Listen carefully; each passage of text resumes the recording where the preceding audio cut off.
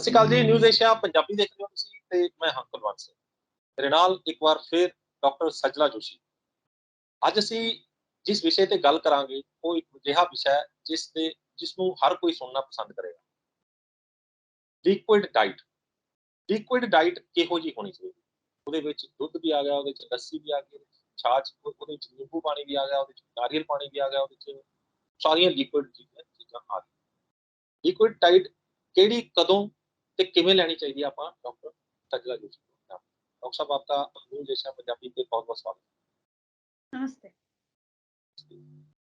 Doctor साहब, liquid diet diet जो है वो कितनी तरह की है और इसमें लिक्विड डाइट का क्या महत्व है, ये बताइए।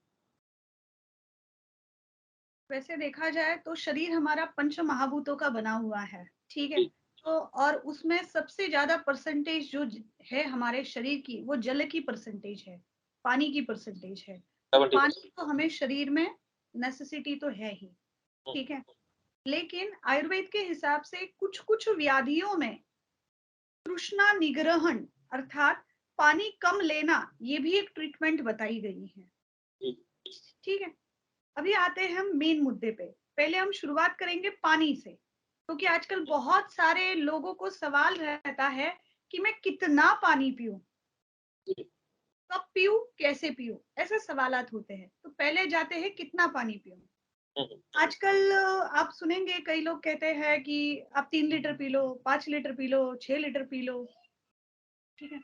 मैं आपसे जो भी बात कह रही हूँ, उस हर एक चीज़ का रेफरेंस मैं आपको आयुर्वेदिक ग्रंथों में बता सकती हूँ, वही वाली बात मैं आपसे बता रही हूँ, ठीक है? आयुर्वेद का कहना है कि जल जो है, पानी जो है, आपको प्यास लगने पर आपको पानी पीना है और आपको जितनी प्यास है उतना पानी पीना है, पहली बात, ओके?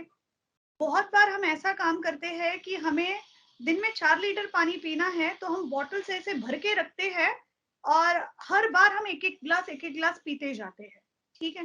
तो ये विधि पानी पीने की नहीं है। पानी आपको घूँट-घूँट पीना है, मतलब सिप-सिप वाटर पीना है और आपकी प्यास बुझ जाए, इतना पानी आपको पीना है। जो आपकी संतुष्टि हो जाए, तृष्णा शमन हो जाए, इतना पानी आपको पीना है। दूसरी बात, आयुर्वेद का कहना है एक ही बार उन्होंने एक्स्ट्रा अमाउंट में पानी पीने के लिए बोला है और वो है आपका ब्रह्म मुहूर्त के बाद वाला समय, अर्थात लगभग पौने 5 से 5:30 बजे तक आप लगभग 650 टू 750 ml तक पानी पी सकते हैं। उसके बाद फिर आपको मल का वेग आएगा, तो इसीलिए उस समय पे इतना पानी एक साथ पिएंगे तो चलेगा। अदरवाइज पानी की क्वांटिटी जो कही गई है वो आपके प्यास के अकॉर्डिंगली बताई गई है।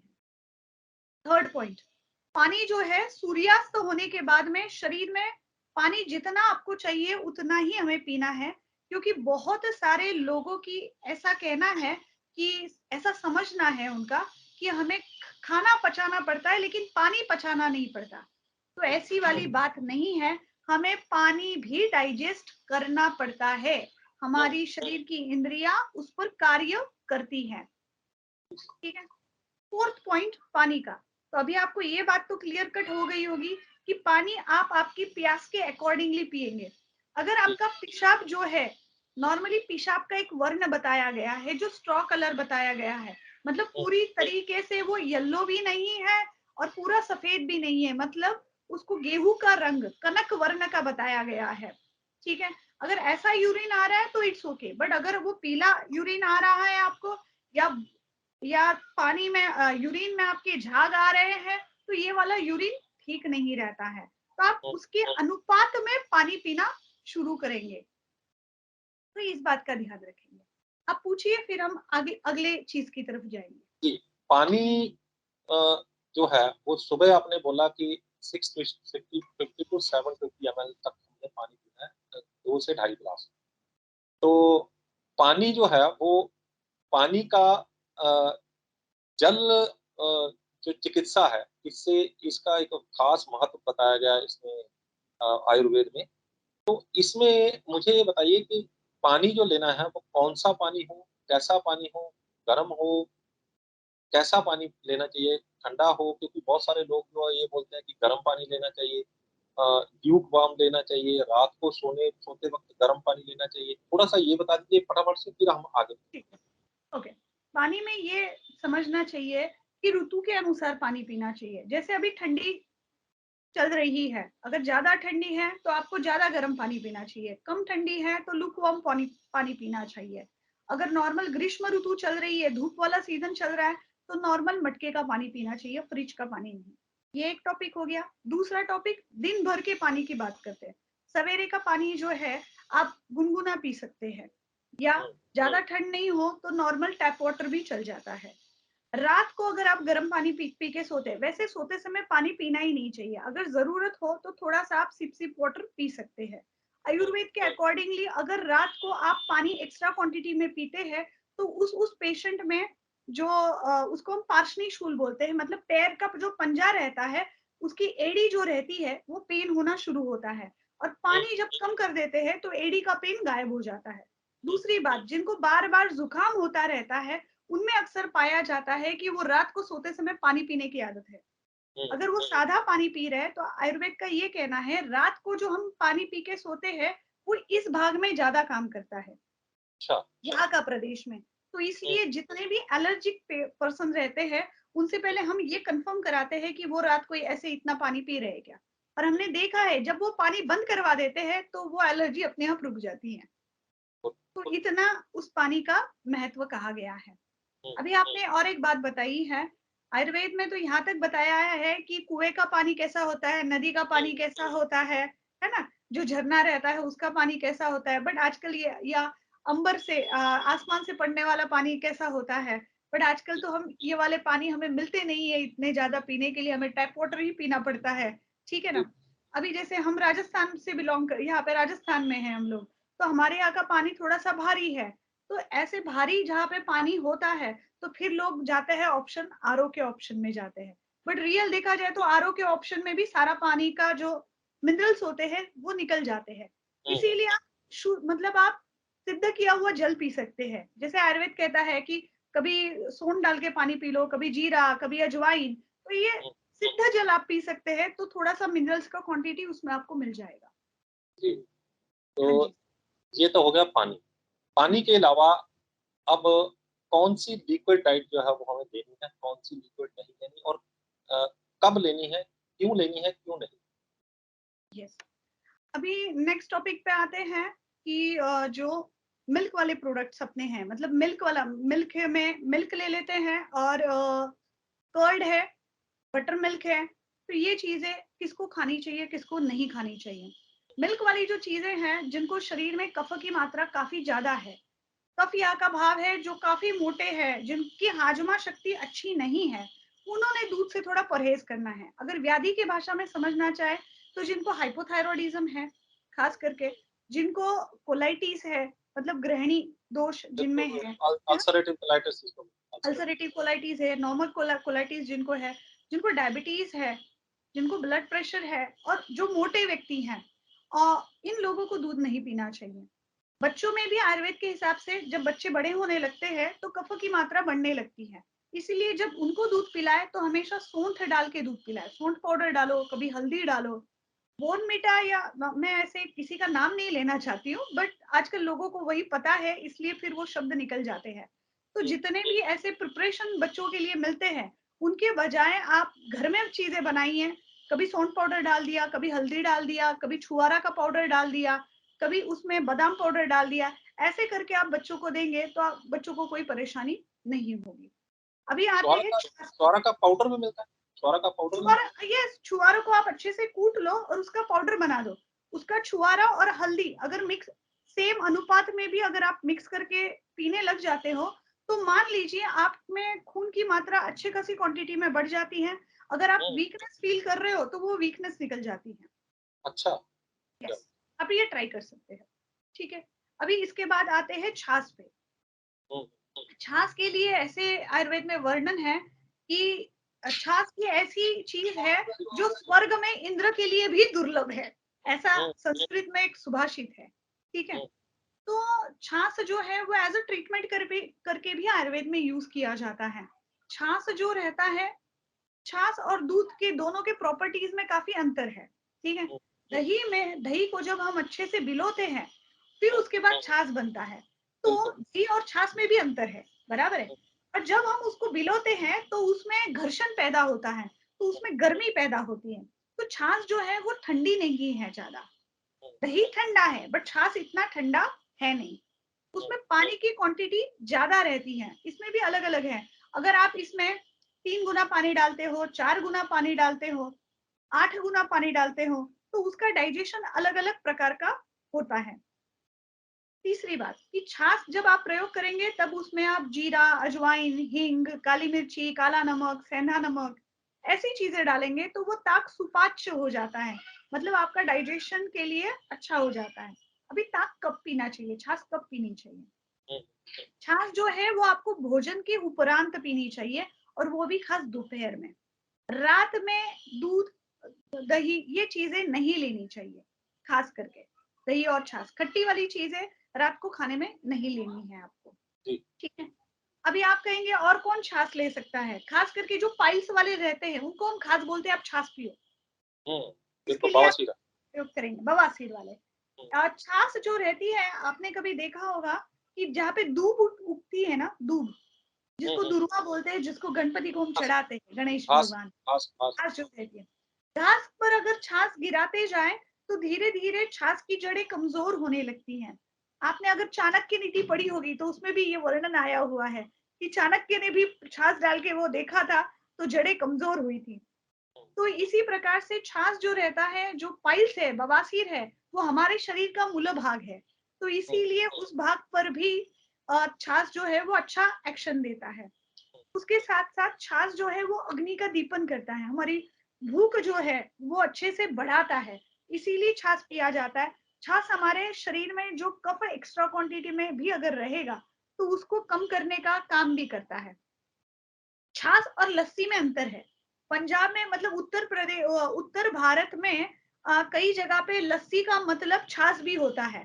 बट यहाँ पे, हाँ, बट यहाँ पे जो लस्सी मैं बता रही हूँ, उस लस्सी का मतलब जिसमें शक्कर डली हुई है और जिसको आपने फेटा हुआ है और जो लस्सी बनी हुई है, ऐसी वाली जो लस्सी रहती है वो शरीर के लिए काफी अच्छी रहती है। जो लोग एकदम पतले हैं या वो लोग इसका सेवन कर सकते हैं, जिनको एनर्जी चाहिए वो लोग सेवन कर सकते हैं। बट जो व्यक्ति के शरीर में ऑलरेडी कफ की क्वांटिटी अच्छी खासी है, वो अगर लस्सी का सेवन करता है तो उसका वेट गेन बहुत जल्दी हो जाता है ना। तो जिनका कोलेस्ट्रॉल बढ़ा हुआ है, जिनमें मेद धातु बहुत, मांस धातु बहुत ज्यादा क्वांटिटी में है, तो वो लोग उस चीज से थोड़ा सा परहेज करें तो अच्छा है। ठीक है। अभी चौथे इस पे आते हैं, जूसेस पे आ जाते हैं, क्योंकि लिक्विड डाइट में एक जूसेस भी आते हैं। जूसेस के लिए आयुर्वेद कहता है कि जब तक आपकी हाजमा शक्ति अच्छी है, अगर आपका दिल हो तो जूस पियो, अदरवाइज जूस पीने की जरूरत नहीं है। आपको भगवान ने दांत दिए हुए हैं, आप चबा चबा के फ्रूट खाइए, क्योंकि जूस में फाइबर निकल जाता है तो वो जूस डाइजेस्ट करने में ज्यादा डिफिकल्ट हो जाता है। First point. Second point, normally हम जितना चीज चबा के खाते हैं, लेकिन जब उसका जूस बनाते हैं तो लगभग डबल फ्रूट का जूस बनाते हैं। मतलब अगर मेरा आहार, मैं 2 मौसम्बी खा सकती हूँ, तो मैं जब जूस बनाती हूँ तो लगभग 4 या 5 मौसम्बी का जूस बना देती हूँ। तो उसमें कैलोरीज एक्स्ट्रा चले जाते हैं और फिर मुझे उसको पाचन करना पड़ता है। इसलिए ज्यादा करके फ्रूट चबा चबा के ही खाइए। बट फिर भी अगर आपको जूस पीना ही है तो आप उसको सिप सिप पीजिए, चम्मच से आप एक एक चम्मच चम्मच पीजिए। दूसरी बात, जिनके शरीर में कफ की क्वांटिटी ज्यादा है, जिनको अक्सर शरीर में पेन फील होता है, जिनको सवेरे उठने के बाद एक वीकनेस फील करती है, उन लोगों ने जूसेस नहीं लेने चाहिए। आप बंद करके देख लेना, आपको तुरंत पता चल जाएगा। लेकिन जो हम आहार लेते हैं उसी का ही हमारे शरीर पे प्रभाव पड़ता रहता है। तो ये हो गई जूसेस की बात। हाँ जी। तो अब नींबू पानी की बात। यस, नींबू पानी जो है, अभी नींबू पानी भी 2 प्रकार का होता है। एक होता है नॉर्मल, सिर्फ जिसमें नींबू और पानी है, और एक है नींबू पानी वाली शिकंजी। ठीक है। नींबू पानी वाली जो शिकंजी है वो खास करके हम उन बहनों के लिए भी बोलते हैं कि जिनको मेंसेस के दरमियान काफी पेन रहता है। ठीक है। हाँ, उन्होंने क्या करना है, मेंसेस शुरू होने के पहले 2-3 दिन पहले से ही नींबू शिकंजी पीना। मैं शिकंजी की बात कर रही हूँ यहाँ पे, हुँ, नींबू की शिकंजी, जिसमें नींबू है, जिसमें सेंधा नमक है और जिसमें मिश्री है, मिश्री शक्कर है। नहीं, मिश्री है। तो ये डाल के आपको शिकंजी बनानी है। और ये जो शरबत है, नींबू का शरबत, ये जो है आपको डेट आने के पहले से 2-3 दिन पहले से पीना चालू करना है। दिन में 1-2 ग्लास पी सकते हैं आप। और जब आपके अच्छा, मेंसेस स्टार्ट हो जाएँगे, तब आप रेगुलरली उसके 3 या 4 ग्लास आप पिएँगे नींबू शिकंजी के। Daily during menses, yes, daily. ठीक ठीक है। ठीक है? अगर आप इस प्रकार से पीना चालू कर देते हैं, तो जो आपका पेन हो रहा होता है, वो कम हो जाता है। और ये हर साइकिल के बाद धीरे-धीरे, धीरे-धीरे कम होता जाता है। इस पे हमने बहुत सारे पेशेंट्स पे ये चीज़ करके देखी हुई है और इसके बहुत अच्छे खासे रिजल्ट है। सुनने के लिए बहुत सिंपल चीज़ लगती है, लेकिन रिजल्ट काफ़ी अच्छे हैं। अभी आते हैं नींबू पानी पर, ठीक है? नींबू पानी जो है, वो नींबू जो है, वो हमारी अग्नि को बढ़ाने वाला है। इसीलिए नींबू पानी बहुत सारे लोग भोजन के उपरांत भी लेते हैं। लेकिन बिल्कुल, उसमें बिल्कुल। नींबू पानी और नमक रहता है या नॉर्मल नींबू पानी हो सकता है। तो उसमें लेने में कोई आपत्ति नहीं है। सिर्फ इतना ही ध्यान में रखना है कि जो स्किन डिसीज़ वाले पेशेंट पर्सन हैं, उन्होंने थोड़ा नींबू पानी से बच के रहना है। बच के रहने का मतलब ये नहीं है कि उन्होंने कभी नहीं पीना है। वो पी सकते हैं, बट लगातार उस चीज को हैबिट में नहीं लाए और वो लेते ही रहे। कई लोगों का सवाल ये भी रहता है कि हम लोग तो ये चीज बरसों से कर रहे हैं, लेकिन हमें तो इससे कोई परेशानी आज तक नहीं हुई है। तो उस चीज का जवाब ये है कि आपने अगर नल खोल दिया है, बकेट में पानी भरता जा रहा है, ठीक है? पानी बकेट से तभी गिरता है जब बकेट फुल हो जाए। तो वैसे ही शरीर रिस्पॉन्स तब देना शुरू कर देता है जब उसके हाथ से कंट्रोल से स्थिति चली जाए। जी, तो इसीलिए उसके लिए बचना है। फिर लास्ट चीज आएंगे, मिल्क शेक पे आएंगे हम लोग। मिल्क शेक, बहुत सारे लोग मिल्क और फ्रूट्स जो है, उसको इकट्ठा करके उसका जूस बना के पीते हैं, जिसको मिल्क शेक बोलते हैं। और मिल्क शेक आजकल हो गया, स्मूदी, मैंगो शेक हो गया और मैंगो बहुत सारे शेक, शेक शेक्स बहुत अलग-अलग सारे शेक्स होते हैं। दूध हाँ, पड़ता यस। या फिर आजकल एक स्मूदी करके भी प्रकार बनता है, उसमें भी फ्रूट्स एंड मिल्क दोनों डाले जाते हैं। है, बिल्कुल बराबर गाढ़ी है? होती यस, गाढ़े होते हैं। तो आयुर्वेद के अकॉर्डिंगली ये चीज नहीं करनी चाहिए। उसका कारण है खटाई वाली चीज और दूध वाली चीज। आप दोनों अगर मिक्स करके लेंगे तो हमें तकलीफ होती है। वो तकलीफ ये रहती है कि शरीर में कफ की वृद्धि हो जाती है और लॉन्ग टर्म में हमारी अग्नि जो है वो कम हो जाती है। हमें स्किन डिसीजेस होने लगते हैं। आयुर्वेद का तो कहना ये भी है कि जो इनफर्टिलिटी का भी एक रीजन है, वो भी है। इस चीज में है। इसको अच्छा, आयुर्वेद में विरुद्धान्न बोला जाता है। विरुद्ध मतलब जो अपोजिट है। अपोज़िट हाँ, जैसे हाँ। मूली और दूध, ये अपोजिट है आयुर्वेद के हिसाब से। मछली बिल्कुल, और दूध, ये मैं ये अपोजिट है। चाहूँगा एक वृद्धाहार के ऊपर एक अलग से वीडियो बनाई जाए क्योंकि हाँ जी, वृद्धाहार एक ऐसी चीज़ है जो बॉडी के अंदर बहुत सारे विकार पैदा करती है, बहुत हाँ सारे। जी, बहुत सारे विकल्प। जी, जी आगे चलिए। तो मिल्क शेक इसीलिए नहीं पीना है। अगर आप, हाँ, एक सिप मिल्क शेक पीने के लिए अलाउड किया गया है और वो है मैंगो। मैंगो में आप, लेकिन वो भी पका हुआ, पूरी तरीके से पका हुआ मधुर रस वाला मैंगो। जो मीठा हो। मीठा है, वो वाला मैंगो में अगर थोड़ा क्वांटिटी में अगर आप दूध डाल के लेते हैं तो चलता है। इवन मैंगो में आयुर्वेद में घी डाल के लेने के लिए भी कहाँ-कहाँ पे वर्णन आया है। उसमें काली मिर्ची पाउडर आप डाल सकते हैं, दालचीनी पाउडर, सौंठ पाउडर, ये भी डालने के लिए कहा गया है। वहाँ का यानी रीज़न पहले ये है, यानी पहले हमने उसको चख के देख लेना कि ये मीठा है तभी उसका हमने शेक बनाना। शेक बनाना है। अदरवाइज़ कोई भी फ्रूट के साथ, मैं वापस अंडरलाइन करवा रही हूँ, कोई भी फ्रूट के साथ दूध डाल के नहीं लेना है। ठीक है, ठीक। एक तो तो दूध ये पिए, नहीं तो अलग से फ्रूट्स खाएँ। अभी आगे हम सूप्स के ऊपर सूप के ऊपर आते हैं। सूप जो है, आयुर्वेद में सूप को यूष कहा जाता है। कभी-कभी हमें लगता है कि सूप शायद अभी का आया होगा, पहले से तो पीते नहीं होंगे लोग, तो ये वाली बात नहीं है। सूप जो था, सिर्फ उसका नाम अलग था, उसका नाम यूष था। आयुर्वेद में जो वर्णन है, तो उसमें अलग-अलग टाइप के यूष बताए गए हैं, जिसमें जो अपना मूंग रहता है, हरा मूंग का यूष है, मसूर दाल का यूष बनाया जाता है, मतलब सूप बनाया जाता है। फिर आप जैसे मूंग दाल है, चावल है ना? उसमें आप सब्जियाँ ऐसे डाल के भी यूष बनाया जाता है। ऐसे अलग-अलग प्रकार के सूप के आइटम्स बताए गए। लेकिन वहां पे सूप का एक इम्पोर्टेंस ये था कि उसमें स्पाइसेस कंपलसरी डाले जाते थे, क्योंकि वो अग्निवर्धन के लिए होता था। और सूप कब पीने के लिए बोला है? जब आपको खाना खाने के लिए बैठना है, तो खाना खाने के साथ स्टार्टिंग में थोड़ा सा आप सूप पी सकते हो, थोड़ी सी क्वांटिटी में, जो आपके अग्नि का वर्धन भी कर देगा। ठीक है, तो उसमें आप त्रिकटु मतलब सौंठ है, मरीच, काली मिर्ची है, पिपली है, ये चीजें आप डाल सकते हैं। इवन दालचीनी, तमालपत्र मतलब जो मसाले का पत्ता रहता है, ये चीजें आप डाल के सूप बना सकते हैं और वो पी सकते हैं। सिर्फ आपको एक ही चीज का खास करके ध्यान देना है कि भोजन में जब हम सूप वगैरह लेते हैं तो उसकी क्वांटिटी जो रहनी चाहिए वो कम रहनी चाहिए। ऐसा नहीं कि हम लोग 2-2 ग्लास सिर्फ सूप ही पी जाए, मतलब अनुपात में रहना चाहिए, फिर कोई परेशानी वाली बात नहीं है। ठीक, अब आते हैं नारियल पानी के ऊपर आखिर। यस, नारियल पानी जो है वो आयुर्वेद के हिसाब से शीत है और स्निग्ध है। ठीक है, और ये जो नारियल पानी एक कंप्लीट फूड की तरह है, मतलब उसको कहा गया है कि वो पानी है करके, लेकिन वो देखा जाए तो एक कंप्लीट फूड ही है। ठीक है, तो कई लोग रहते हैं, हर रोज नारियल पानी पीने वाले लोग भी रहते हैं। तो आयुर्वेद का कहना है जिनमें, जो लोग डायबिटिक है खास करके, जिनमें शरीर में ऑलरेडी कफ भाव बहुत है, या मेद भाव जिनको बहुत है, जिनका जिनका जो बॉडी के अंदर शुगर की मात्रा बढ़ती है, हम्म, इंसुलिन रेजिस्टेंस भी है, उनको भी नहीं पीना उनको भी नहीं पीना है। चाहिए।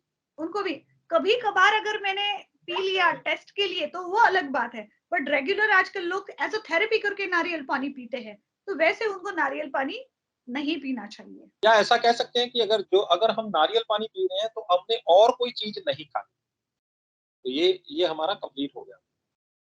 हाँ, आप बोल सकते हैं इस चीज को, लेकिन नारियल पानी का मेन बात ये रहता है, कई लोग सवेरे सवेरे फ्रेश नारियल पानी ठंडे मौसम में पी लेते हैं, तो वो शरीर में वात की और कफ की ज्यादा क्वांटिटी में वृद्धि कर लेता है। खास करके जो सीनियर सिटीजन है, आजकल कुछ सीनियर सिटीजन जागृत हो गए, अवेयर हो गए, तो आजकल वो वॉकिंग को जाते हैं मॉर्निंग में और फिर जी वहां पे नारियल पानी पीते हैं। तो जी जी खास करके ठंडी के मौसम में नारियल पानी नहीं पिए तो बेहतर है, क्योंकि ऐसा वाला नारियल पानी शरीर के लिए सुखकारक नहीं रहता है, थोड़ा हानिकारक ही रहता है। जी। इन किन लोगों को जो है अभी जो प्रेग्नेंट वुमेन्स हैं उनको क्या नारियल पानी देना चाहिए? हाँ, आपने बहुत अच्छा सवाल पूछा। आपने देखा होगा, हम जब भी माताएं आती है अपने बच्चों को लेके और बोलती है, इसको ना सर्दी खांसी हमेशा ही रहती है, जब से ये जन्म हुआ है तब से हर रोज इसको सर्दी खांसी रहती है, इसका नाक बहता ही रहता है। तब हम जी। उसको, माँ को पहला सवाल ये पूछते हैं, प्रेगनेंसी के टाइम में कितना नारियल पानी पिया था? हुँ, हुँ, तब अक्सर हमें ये चीज मिलती है कि बहुत ज्यादा पिया था। कभी कभार उनको सप्ते में 1 या 2 नारियल पानी पिए, इट्स ओके, बट एवरीडे नारियल पानी पिए वो ठीक बात नहीं है। हम प्रेगनेंसी में उनको कहते हैं कि आप एवरीडे घी खाओगे ना तो एक बार चलेगा, बट एवरीडे नारियल पानी पियोगे तो ये बिल्कुल नहीं चलेगा। अच्छा, आप घी को इसमें ही कवर करेंगे या अलग से कवर करेंगे, या नहीं, मैं घी अगर लिक्विड डाइट है तो इसमें ही कवर। कवर करेंगे? तो हम पहले बात करते हैं दही की। ठीक है, दही जो है आयुर्वेद का कहना है, एक तो रात को दही नहीं खाना है, दूसरा दही बहुत ज्यादा खट्टी नहीं होनी चाहिए, तीसरी बात इसका मतलब ये नहीं है कि दही आधी जमी हुई हो, हुँ, दही पूरी तरीके से थक्का जो है वो दही का जम जाना चाहिए, तो वही दही पूरी जमी हुई मानी जाएगी। दही को गर्म करके नहीं खाना चाहिए। पांचवी बात, जब भी आपको दही खाना है तब उस दही में आप एक तो मूंग दाल, एक तो आंवला, एक तो शक्कर, नमक, और एक चीज रह गई, ऐसी 5 चीजें हैं, एक मैं भूल गई हूँ। हुँ, नमक, नमक, शक्कर, अ, आंवला, आंवला और मूंग दाल, एक चीज मैं भूल गई हूँ, वो मैं वापस आपको रिमाइंडर करके बता चलो दूंगी। तो कोई बात ये जो 4 चीजें आप डाल के आप दही खा सकते हैं। और आपको खास करके ध्यान रखना है, हमें लगता है कि दही जो है वो ठंडी है, दही तासीर में ठंडी नहीं है, दिखने में ठंडी है लेकिन दही गर्म है। इसीलिए आयुर्वेद ने कहा गया है ग्रीष्म ऋतु में, शरद ऋतु में दही नहीं खानी चाहिए। यानी काली ऐसा मिर्च ही- को काली काली मिर्च डाल सकते हैं? काली मिर्च। काली मिर्ची डाल सकते हैं, लेकिन काली मिर्ची उसमें नहीं आई है, एक अलग कुछ आइटम आया है। ठीक है, ठीक है, ठीक है। ठीक चलिए, है, ठीक है। तो घी की बात हो रही थी। दही जो है वो ग्रीष्म ऋतु मतलब गर्मी के सीजन में नहीं खाना है आपको, खास करके ये आप ध्यान रखेंगे। और शरद ऋतु मतलब जो अक्टूबर का मास रहता है, जब गर्म हवाएं चलती हैं, उस टाइम पे दही नहीं खाना चाहिए। दही ठंडी में खाने के लिए अलाउड है। और हमारे सारे लोग जो रहते हैं दही की लस्सी बनाते हैं, गाढ़ी गाढ़ी लस्सी या दही, खास करके धूप के समय में खाते हैं, बोलते हैं ये ठंडा लगेगा शरीर में। तो ठंडा नहीं लगता है, वो गर्म लगता है। अभी आते हैं घी पे, ठीक है। घी जो चीज है आयुर्वेद की, वो सबसे भगवान ने दिया हुआ अमृत है, घी। तो घी जो है वो शरीर का बल, वर्ण, वर्ण का मतलब है कॉम्प्लेक्शन, ठीक है। कॉम्प्लेक्शन को सुधारता है, बल को बढ़ाता है, अग्नि को बढ़ाता है। शरीर की सभी धातुओं के लिए जो हितकारक है वो घृत है, घी है। अगर अभी आप मुझे पूछोगे घी का कोई अल्टरनेटिव है, अभी तक घी का कोई भी अल्टरनेटिव नहीं है। जिस दिन हम हवन में घी के बजाय और कोई प्रयोग करने का सोचेंगे, उस दिन हमें सोचेंगे क्या करना है। अभी उसका कारण क्या है वो मैं बताऊं। घी एक ऐसी चीज है कि जो भी है और लिक्विड भी है, मतलब जल भी है और अग्नि भी है। ऐसा कॉम्बिनेशन रेयर रहता है। मतलब जल महाभूत भी है, पानी है, लेकिन अग्नि के साथ पानी है। इसको कंपेयर करने के लिए मैं आपको नारियल तेल देती हूँ। नारियल तेल ठंडा है, ठीक है, लेकिन अग्नि को प्रज्वलित करने की कैपेसिटी उसमें नहीं है। इसीलिए हम हवन में जो डालते हैं वो हम अग्नि प्रज्वलित करने के लिए घी डालते हैं। तो वैसे ही जैसे यज्ञ में जो अग्नि है, वही अग्नि हमारे शरीर में विद्यमान है अग्नि के रूप में। तो उसको भी बढ़ाने के लिए आयुर्वेद में घी का प्रयोग किया जाता है। आयुर्वेद में घी एक रसायन औषधि करके प्रयोग की जाती है। रसायन का मतलब है हमारा शरीर हमेशा तरोताजा रहे, हमेशा जवान रहे, हमें कोई भी बीमारी नहीं हो, हम लाइफ लॉन्ग स्वस्थ रहे। इसीलिए अलग अलग औषधियों से सिद्ध घी का प्रयोग आया हुआ है। अभी आप कहेंगे कि अच्छा वाला घी मिल कहाँ रहा है। सही बात है, अभी आजकल आपका कहाँ सवाल, यस, आजकल मिलता नहीं है। तो हम तो अवेलेबल करा लेते हैं, तो आप भी कोशिश करके अवेलेबल करा लीजिए। अगर नहीं पॉसिबल होता है तो, लेकिन अगर गाय का घी है और औषधि सिद्ध है तो वो अमृत जैसा ही इफेक्ट देता है। तो जितने भी लोग घी के अगेंस्ट है, हम उनसे हाथ जोड़ के निवेदन करेंगे और माफी मांगेंगे कि आयुर्वेद में तो घी का अल्टरनेटिव है नहीं, न था, न है, न आने वाला है। और गाय हमारी गौ माता थी, है और रहेगी, इसीलिए उसको माता कहा जाता है। जी, जी। बहुत बहुत धन्यवाद। मैंने आपका समय थोड़ा सा ज़्यादा ले लिया क्योंकि ये थोड़ा-सा विषय ऐसा था कि इसका अगर इसमें छोड़ देते तो रह जाता। तो मुझे लगता है कि कंप्लीट जानकारी हो गई आपका बहुत। तो ये थे डॉक्टर सच्चला जोशी, जिन्होंने हमें बताया कि लिक्विड डाइट में क्या-क्या हमें लेना है, कब लेना है, कैसे लेना है और कौन-कौन सी चीज़ें होनी चाहिए और कौन-कौन सी चीज़ें नहीं होनी चाहिए, किन लोगों को लेना है, किन लोगों को नहीं। उम्मीद करते हैं कि ये वीडियो भी आपको पसंद आई। तो अगर पसंद आई है तो फटाफट से फ़ोन उठाइए और फटाफट इस वीडियो को जितना हो सके अपने ग्रुप्स में शेयर कीजिए। जितना आप शेयर करेंगे, किसी एक के पास भी अगर ये जानकारी पहुँची और उसके काम की निकली और उन्होंने अपना ज़िंदगी में जो इसको ढाल लिया और उसको ज़िंदगी में ढालकर अपना स्वास्थ्य जो है वो सुधार लिया, तो हम समझेंगे कि इस वीडियो को बनाने का मकसद भी कामयाब रहा। हमारे चैनल न्यूज़ एशिया पंजाबी, हमारे चैनल न्यूज़ एशिया हिंदी, हमारे चैनल आवाज़े पंजाब और Facebook page news Asia Punjabi को लाइक, सब्सक्राइब और फॉलो करना ना भूलें।